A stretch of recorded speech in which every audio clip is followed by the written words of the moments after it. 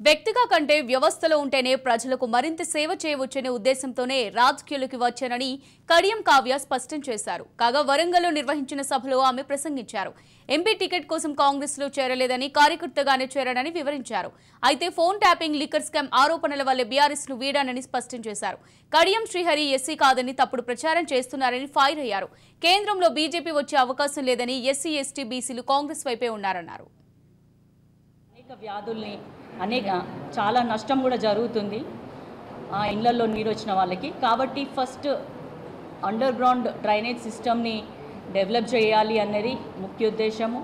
ఇవన్నీ కూడా ఒక అభ్యర్థిగా నేను రేపు పొద్దున ఎంపీగా గెలిచినట్లయితే ప్రతిదీ కూడా సమస్య పరిష్కరించే సమస్యలే ఇవి, ఏవో ఆకాశాన్ని ఉన్న సమస్యలు ఏం కావు.